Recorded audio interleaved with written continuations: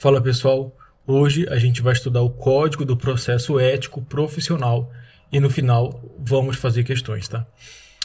Esse vídeo aqui é apenas a primeira parte, tá? Eu dividi essa resolução do Conselho Federal de Medicina, que é a resolução 2306 de 2022, em algumas partes, tá? Porque ele é longo, é uma resolução longa, tá? E tudo é bem importante, então eu pensei aqui em fazer as partes mais importantes, mas ao ler eu percebi que não tem como fazer esse filtro, pessoal, tá? Então a gente vai ter que estudar toda ela.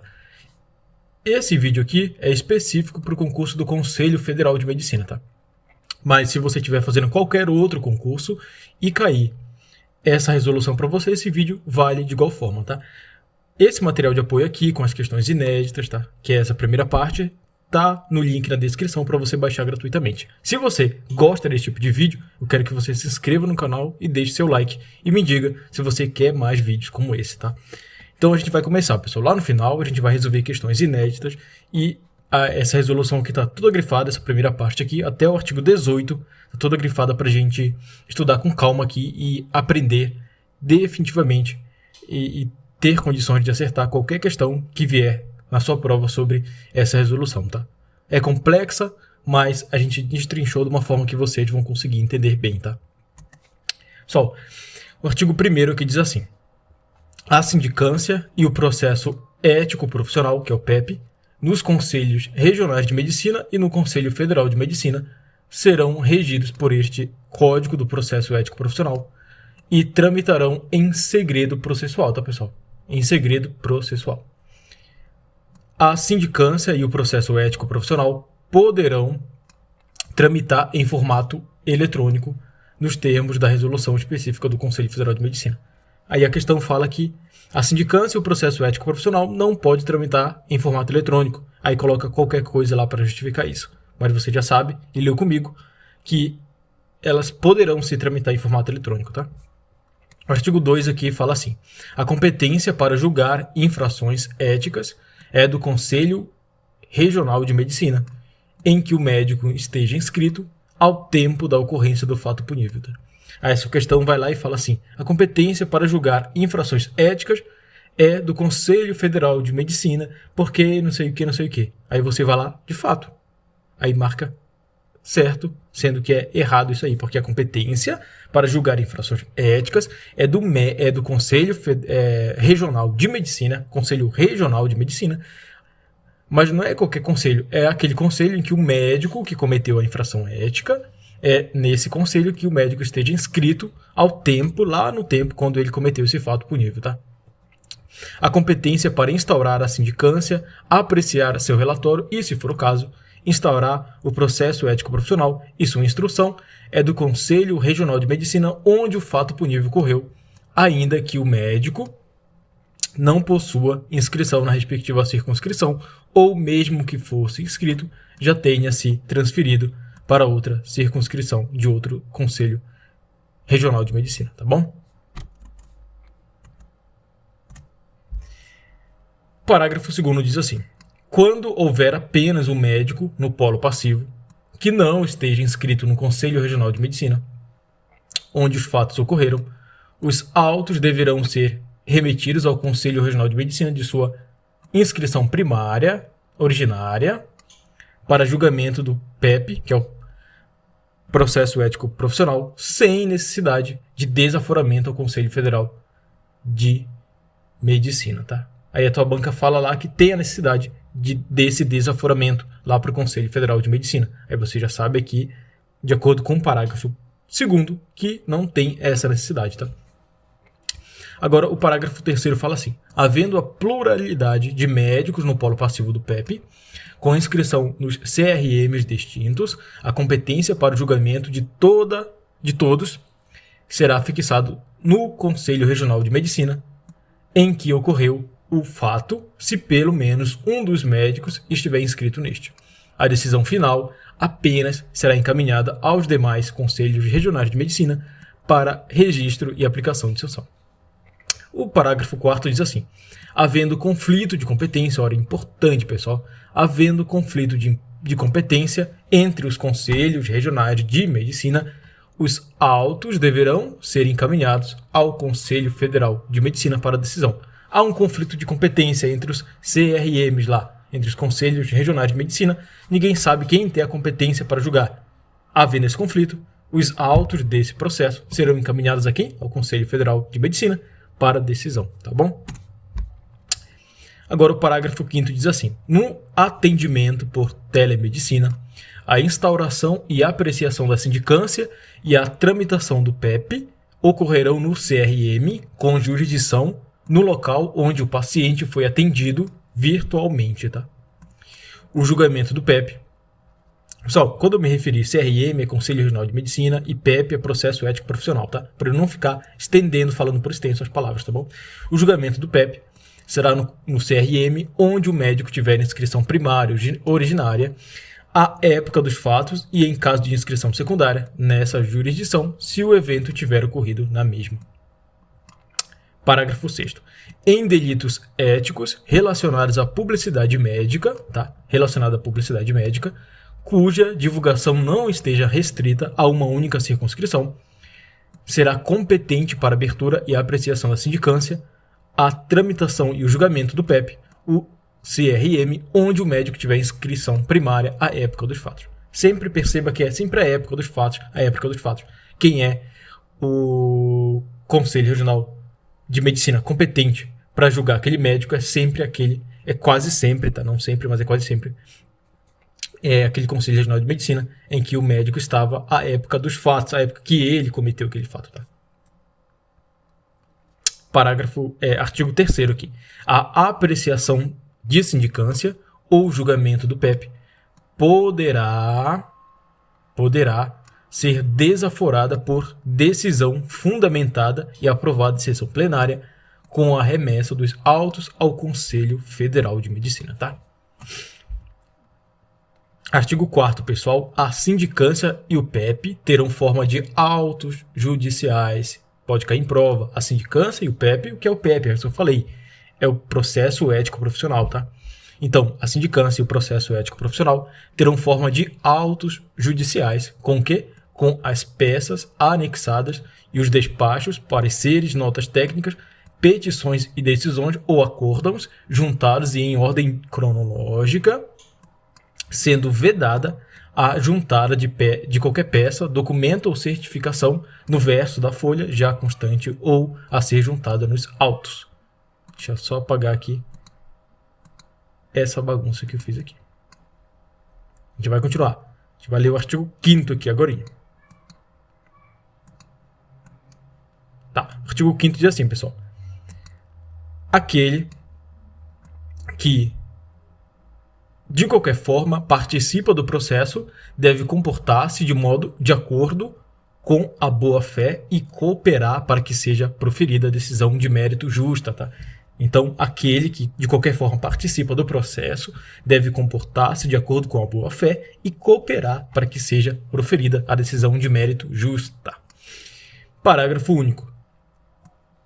É dever das partes informar e manter atualizados seus dados cadastrais perante os conselhos de medicina para recebimento de licitações e intimações. Meu ventilador acabou de cair aqui, mas a gente vai continuar. Artigo 6º, pessoal.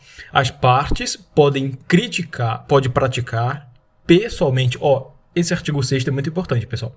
Ele diz assim: as partes podem praticar pessoalmente todos os atos processuais necessários à sua defesa, sendo facultado fazer-se representar por advogado. Todavia, a ausência de advogado não anula os atos praticados. Pessoal, esse artigo 6º aqui está de acordo com o que prevê o processo, a lei do processo, né, administrativo federal, tá? Que diz que não é obrigatório, né, que aquele que está sendo, por exemplo, acusado, que está sendo instaurado contra ele um processo, né, no âmbito administrativo, não é obrigatório ele fazer-se representar por advogado. Não é obrigatório. É facultado, ele tem a opção ou não. Porém, se ele optar por não fazer-se representar por advogado, essa escolha dele não vai anular os atos praticados, tá bom? Por exemplo, o cara fala, eu não quero um advogado para mim, eu mesmo vou lá e fazer minha defesa. Então tá, o artigo 6 diz, beleza, tudo bem. Porém, depois, se for proferida, por exemplo, uma decisão desagradável a você, você não pode alegar que não foi representado por advogado e pedindo a anulação dessa decisão. Isso que o artigo 6º fala, tá? Artigo 7, pessoal. O processo e julgamento das infrações às decisões previstas no Código de Ética Médica são independentes. Importante. O processo e julgamento das infrações às disposições previstas no Código de Ética Médica são independentes, não estando em regra vinculado ao processo e julgamento da questão criminal ou civil sobre os mesmos fatos. Agora, o parágrafo 1º do artigo 7º. A responsabilidade ético-profissional é independente das esferas civil e criminal, tá? Independente. E não dependente, a sua prova pode brincar com você nisso aí, tá? Agora, o parágrafo 2º diz assim, a sentença penal absolutória somente... pessoal, esse parágrafo 2º, assim, é muito importante, tá? É muito importante e eu não quero que você erre se cair sobre isso aqui. As bancas gostam de cobrar o que é importante, elas sabem o que é importante, eu quero que você saiba também para não errar, tá? Parágrafo 2º diz assim, a gente vai voltar e ler com calma. A sentença penal absolutória somente influirá na apuração da infração ética, tá? Quando tiver por fundamento o artigo 386, inciso 1. O que esse artigo fala, Jefferson? Ele fala que se a prova estiver, se naquele caso houver a prova de inexistência do fato, ou seja, lá nesse artigo do Código do Processo Penal, né, esse artigo 186, inciso 1, prever aí que não há o fato, ou seja, admite, fala para o réu, a gente chegou aqui numa conclusão e viu que não houve fato nenhum, teve inexistência de fato. Nesse caso, essa situação aqui, desse artigo 386, inciso 1, faz com que essa sentença penal absolutória, porque é o Código do Processo Penal, tenha influência sobre essa decisão do PEP, né, do Processo Ético Profissional. Tá aqui, então ele vai ser absolvido também aqui, tá? Se lá foi provado que não houve fato, ou seja, teve inexistência de fato, no âmbito penal, aqui também no PEP, no Processo Ético Profissional, ele vai ser absolvido, tá? Essa é uma das hipóteses, e a outra hipótese aqui, que é quando estar provado que o réu não concorreu para a infração penal. São dois fatos. Primeiro, houve a inexistência do fato, essa é uma possibilidade, ou a outra, teve provado que o réu não concorreu para a infração penal.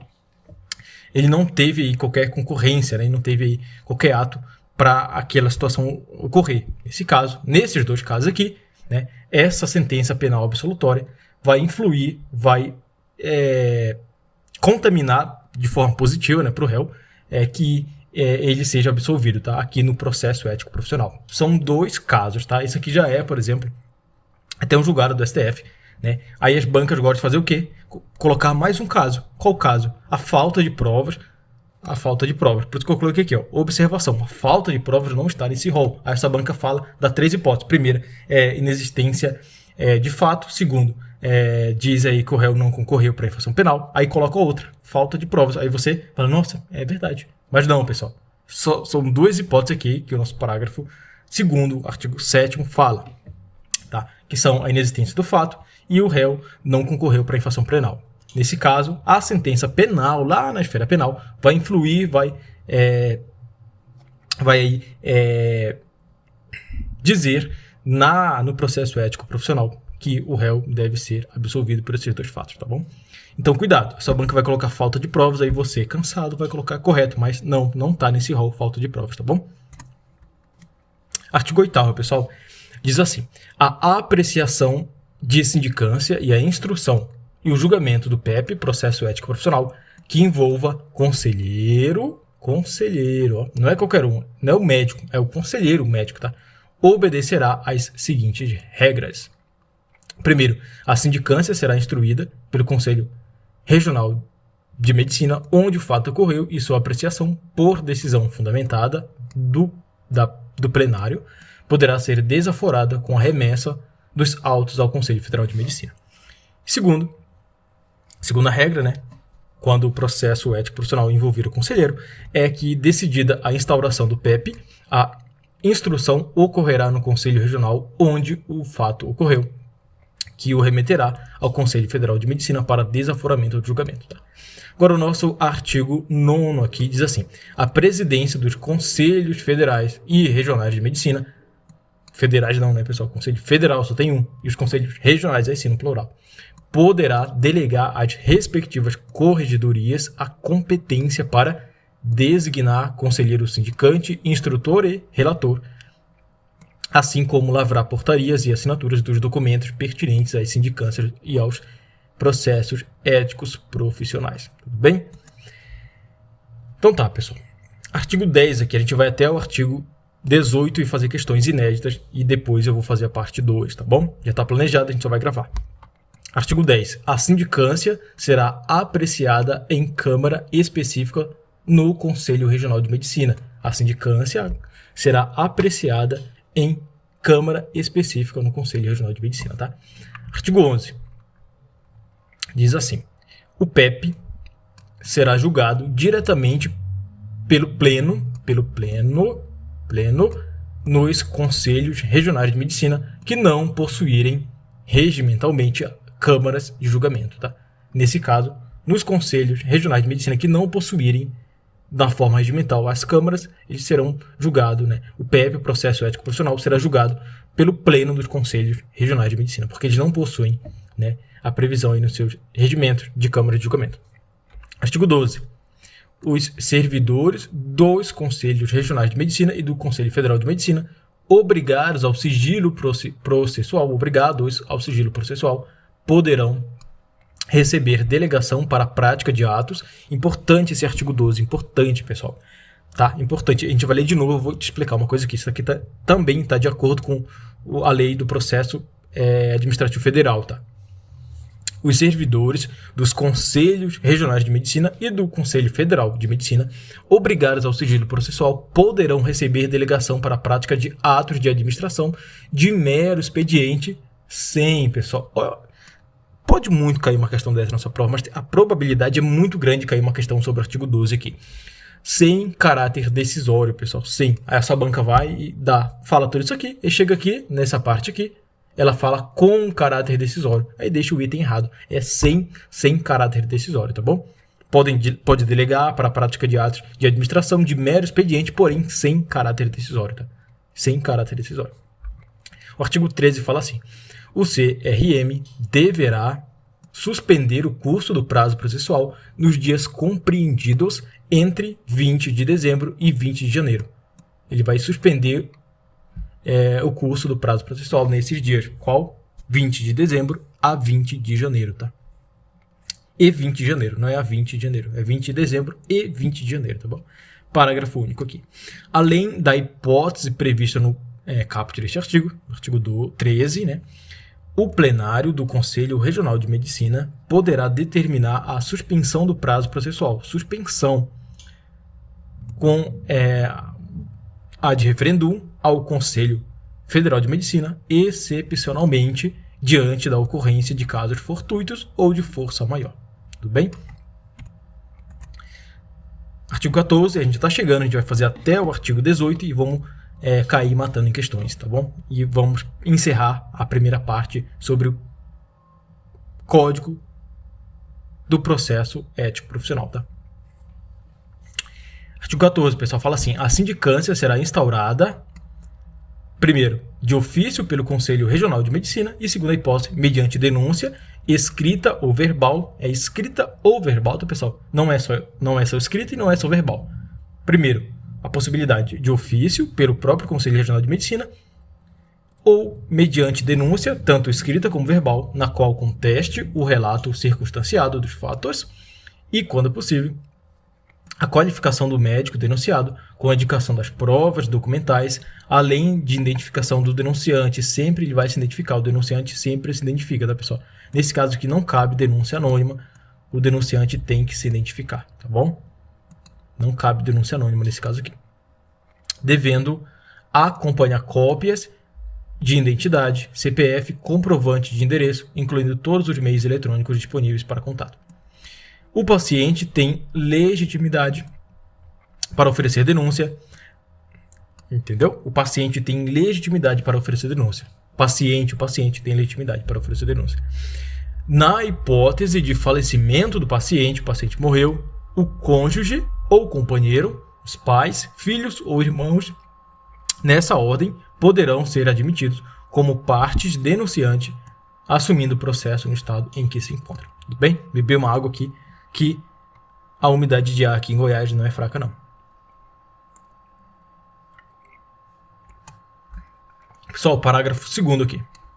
A denúncia verbal deverá ser tomada a termo por servidor designado. Fez uma denúncia verbal, então reduz a termo, o servidor vai lá e reduz ela a termo, tá bom?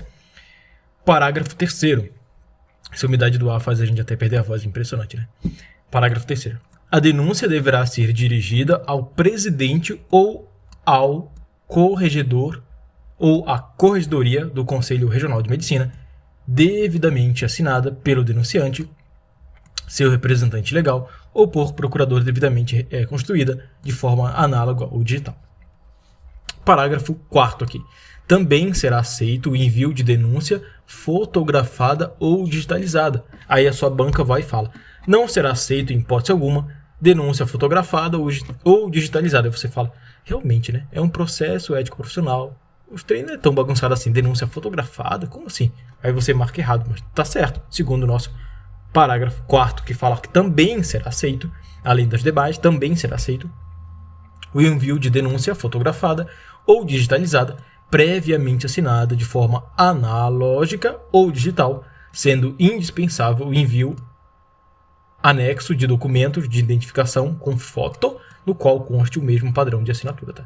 Com identificação do denunciante, tá bom? Parágrafo 5º.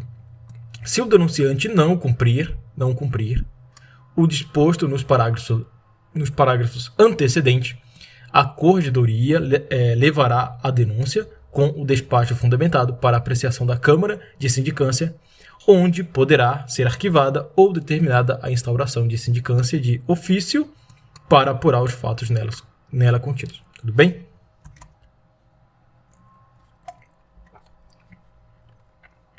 Parágrafo 6º, pessoal. A sindicância poderá ser arquivada por desistência da parte denunciante. O denunciante fez a denúncia, mas depois desistiu. Aí a sindicância poderá ser arquivada, tá? Quando o seu objeto não envolver lesão corporal de natureza grave. Então, vamos lá, pessoal. Vamos refazer aqui as nossas observações. Parágrafo 6º aqui.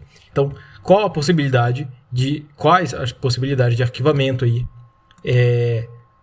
da sindicância, tá? A gente vai refazer aqui, eu vou me consertar agorinha, tá bom?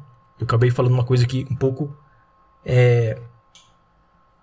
errônea, tá? Então, quando que a sindicância poderá ser arquivada? Primeiro, por desistência da parte denunciante, quando o seu objeto não envolver lesão corporal de natureza grave, quando não envolver violação à dignidade sexual ou óbito do paciente, tá? Nesses casos aqui, poderá ser arquivada por desistência da parte denunciante, tudo bem? Parágrafo 7º. A denúncia anônima não será aceita. Aí a sua banca vai lá e coloca alternativa A. A denúncia anônima será aceita, vírgula, haja vista, aí te enrola. Aí você, acreditando na justificativa, que do examinador ele é bem sagaz, marca correto. Mas não, pessoal, a denúncia anônima não. Grave esse não aqui bem grande, tá? Bem grande para você. Não será aceita. Denúncia anônima não será aceita. Artigo 5º.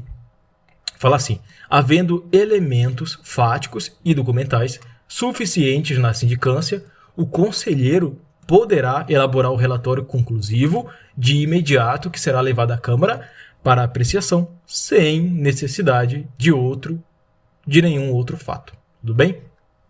Parágrafo 1º do artigo 5º.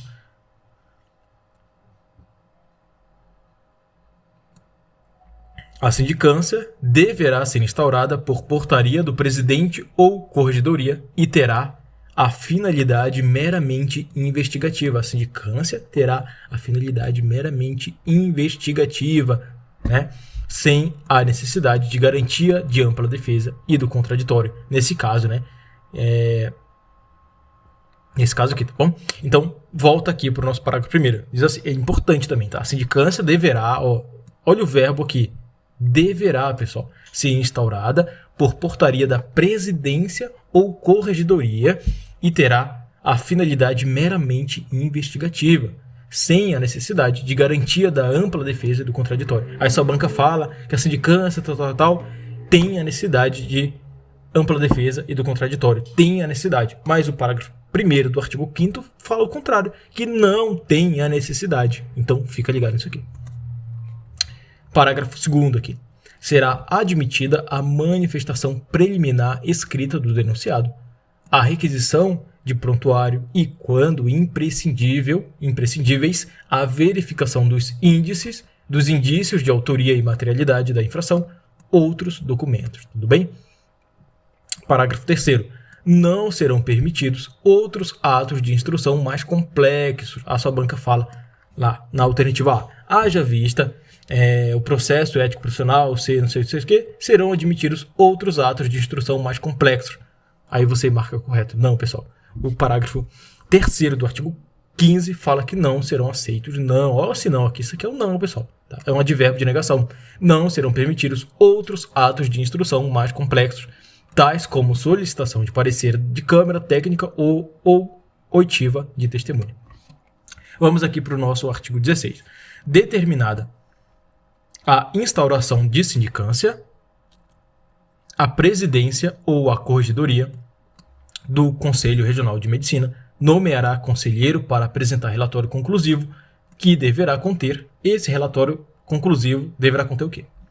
A identificação das partes, quando possível, síntese dos fatos e circunstâncias em que ocorreram, indicação da correlação entre os fatos apurados e a eventual infração ao Código de Ética Médica, conclusão indicando a existência ou a inexistência de indícios de infração ao Código de Ética Médica. Tudo bem? Parágrafo 1º do artigo 16.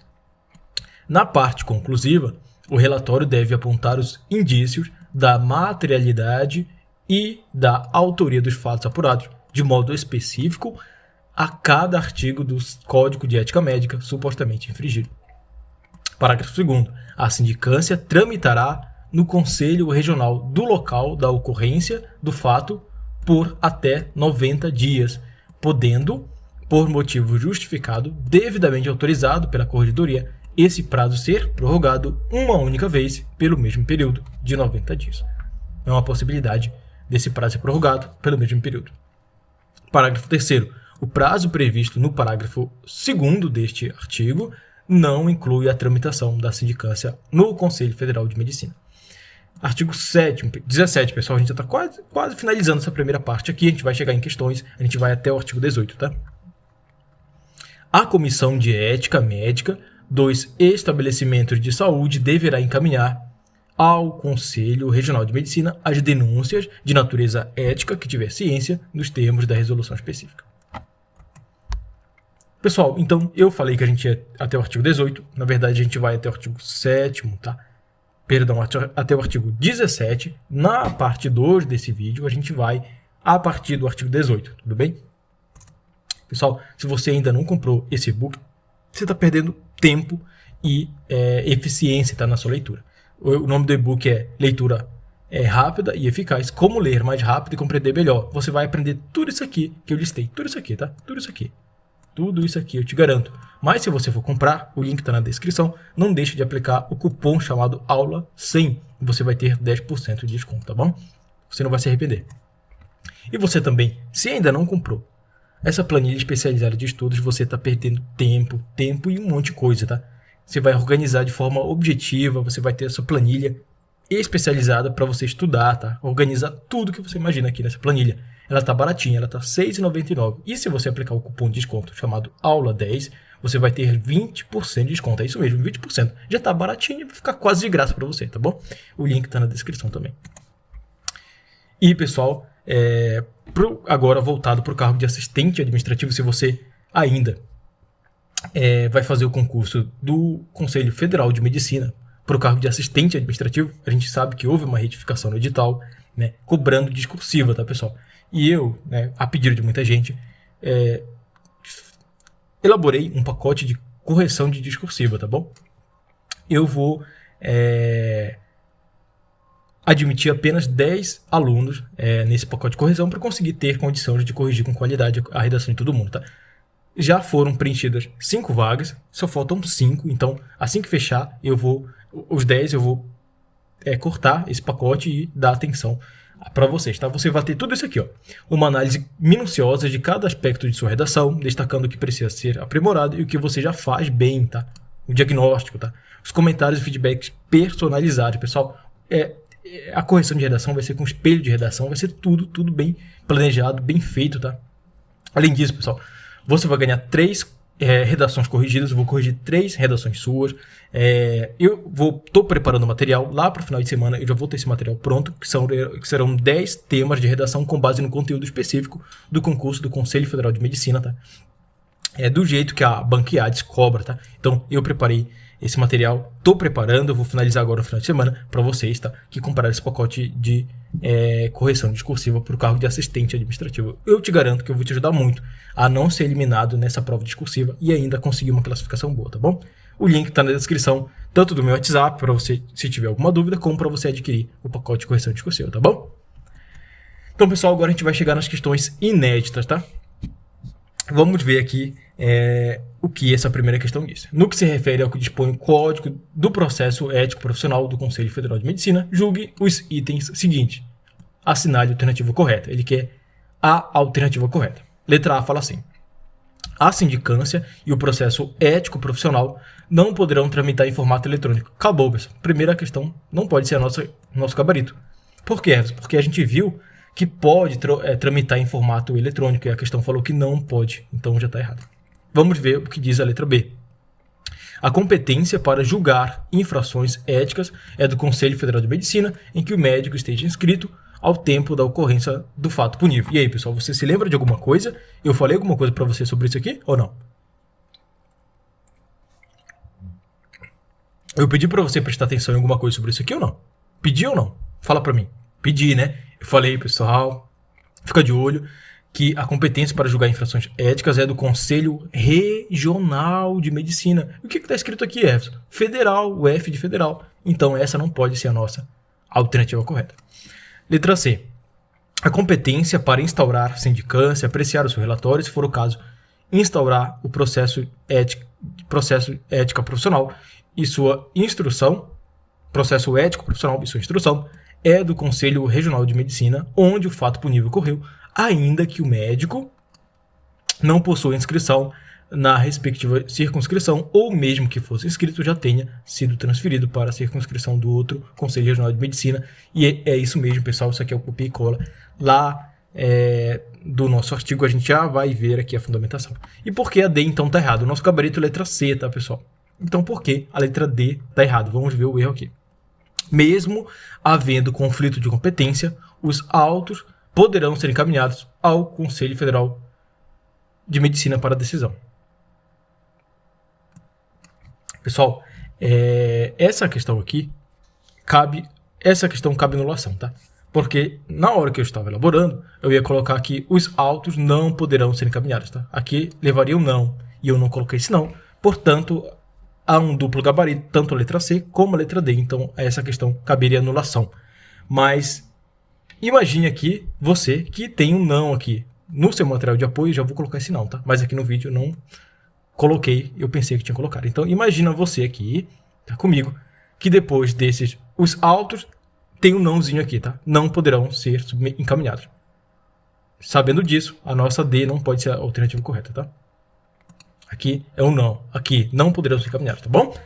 Então, a nossa alternativa correta é a letra C mesmo, tá, pessoal? Não é a letra D, porque eles poderão havendo conflito de interesse, ser encaminhadas ao Conselho Federal de Medicina. Tá bom?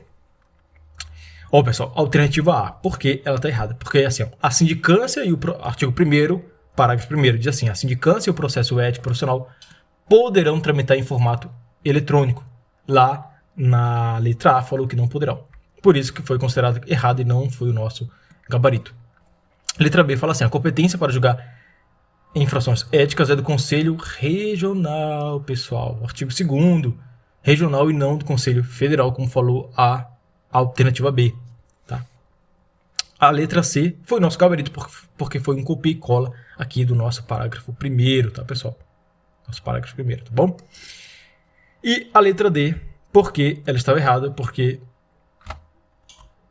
Pessoal, eu acabei aqui confundindo, tá? Não tinha o não aqui, na verdade, pessoal. Não tinha o não, então a letra D tá errada mesmo, tá? E não é porque faltou colocar o não, pessoal. É, na verdade, pelo verbo modalizador. Eu fui bem sacana aqui e eu mesmo acabei caindo na minha própria armadilha. O lobo acabou caindo na sua própria armadilha, pessoal. Porque, ó, aqui no parágrafo 4º diz assim, havendo conflito de interesse, os autos deverão... Ó, pessoal, esse é um verbo modalizador que eu sempre peço para você prestar atenção. Quando fala deverá, é um dever, pessoal. Deverão é um dever, quer dizer, é um dever vinculativo. Tá? É uma obrigação. E se fala que havendo conflito de competências, os autos deverão ser encaminhados para o Conselho Federal de Medicina, então é um dever. Ah, está havendo um conflito de competências entre conselhos regionais de medicina, então necessariamente é uma obrigação que os autos sejam encaminhados para o Conselho Federal de Medicina. E o que falou a questão então, é que você se confundiu. Eu coloquei o verbo modalizador, poderão. Quer dizer, esse poderão entende-se como sendo uma faculdade. Pode ou não enviar os autos para o Conselho Federal de Medicina, mas não é assim. A gente viu que aqui no nosso parágrafo 4º fala que deverão é um dever. Havendo conflito de interesse, é um dever encaminhar lá para o Conselho Federal de Medicina para que ele decida, tudo bem? Então, eu mesmo elaborei tão bem a questão que eu mesmo acabei caindo aqui na pegadinha do malandro. Tá? Vamos para a próxima questão, pessoal. Diz assim, as partes podem praticar, lacuna, todos os atos processuais necessários à sua defesa, sendo, lacuna, fazer-se representar por advogado. Todavia, a ausência de advogado não anula os atos praticados. As palavras que preenchem corretamente as lacunas são... E aí, pessoal? Primeira lacuna e segunda lacuna aqui. Quais são as palavras que preenchem corretamente essas lacunas aqui? Pessoalmente e obrigatório? Não, né, pessoal? Pessoalmente, sim. Obrigatório, não. Impessoalmente, nem pensar, né? Nem pensar. E obrigatório? Também não. Pessoalmente e facultativo? Perfeito, pessoal. Essa aqui que preenche. Letra D. Impessoalmente, não. Facultativo, sim. Então, a nossa alternativa correta é a letra C mesmo, tá, pessoal? Porque é um copia e cola aqui do nosso artigo 6º, que fala assim, as partes podem praticar pessoalmente, todos os atos processuais. Eu chamei a atenção de você lá, quando a gente estava lendo esse artigo 6º, tá? Eu falei, isso aqui está de acordo com o processo administrativo federal e pode cair na sua prova. Todos os atos processuais necessários à sua defesa, sendo facultado fazer-se representar por advogado. Aí, a sua querida banca vai lá e fala que é obrigatório fazer-se representar por advogado. Mas não, pessoal, o artigo 6º fala que é facultado fazer-se representar por advogado. Tá? Se lembra disso, vai cair na sua prova isso aqui. Eu tô sentindo um cheiro tão grande. Por quê? Porque isso está de acordo com o... processo administrativo federal, a lei do processo administrativo federal, e eles sabem disso, então eles vão cobrar isso aqui, tá bom? Próxima questão, pessoal. Diz assim, assinale a alternativa correta. Ele quer entre a, B, C e D a alternativa correta, tá? Vamos lá. O processo e julgamento das infrações, as disposições previstas no Código de Ética Médica são dependentes. Pessoal, errado. A gente viu que são independentes e estando em regra vinculado não, a gente viu que é não estando em regra. Então, dois erros aqui, são independentes e não estão em regra vinculados ao processo de julgamento da questão criminal ou civil sobre os mesmos fatos. Tudo bem? Então, dois erros e não é, então, a nossa alternativa A correta, nosso gabarito. Letra B fala que a responsabilidade ético-profissional é independente das esferas civil e criminal. Então, bingo, essa aqui realmente é independente das esferas civil e criminal. Então, a B é nosso gabarito. Vamos ver os erros das demais. Letra C fala assim, pessoal. A sentença penal absolutória somente influirá na apuração da infração ética quando tiver por fundamento, por exemplo, aqui, está provado, né, a inexistência dos fatos. Isso aqui é um dos fundamentos. E está provado que o réu não concorreu para infração penal e por falta de provas. Pessoal, por falta de provas não, né? Eu falei muito bem para você lá que a sua banca é colocar isso aqui, dizer que também essa sentença penal absolutória, quando houver faltas de provas, absolve o réu lá no processo ético profissional. E eu falei que não tinha essa previsão de falta de provas e que a banca ia cobrar, e ela cobrou e você não caiu. Por isso, a nossa alternativa C não é a correta e não é nosso gabarito. A gente está procurando aqui a correta e já achou, é a B. Vamos ver o erro da C aqui, da D, perdão.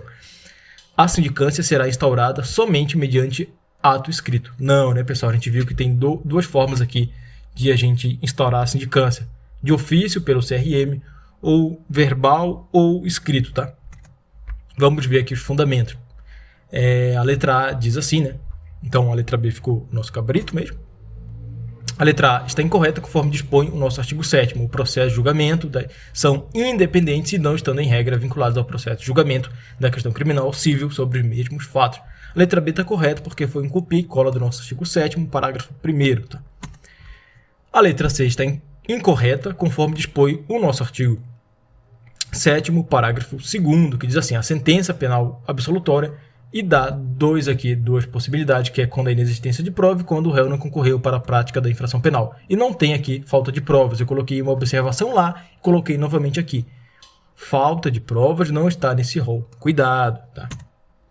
E aqui a nossa letra D está incorreta, conforme dispõe o nosso artigo 14, que diz que há duas formas de instaurar a sindicância. Primeiro, que é de ofício pelo Conselho Regional de Medicina, e depois mediante denúncia escrita ou verbal, tá? Então são duas possibilidades e não apenas por denúncia escrita, como a letra D falou. Tudo bem? Pessoal, então é isso. Espero que você tenha de coração gostado dessa aula. Foi apenas a parte 1, tá? Tem aí mais partes para a gente estudar, fazer questões inéditas, tá? Então, se você gostou, deixa nos comentários se você ficou até o final. Só os guerreiros, só quem quer aprender, só quem quer se dedicar, que está estudando de forma séria, fica até o final desse vídeo. Eu sempre peço para você deixar no comentário, eu fiquei até o final, porque é para eu saber que você está comprometido com seus estudos, tá? E me fala se você quer a parte 2 aqui desse código de ética profissional, tá bom? Tamo junto, fica com Deus e falou, e até a próxima.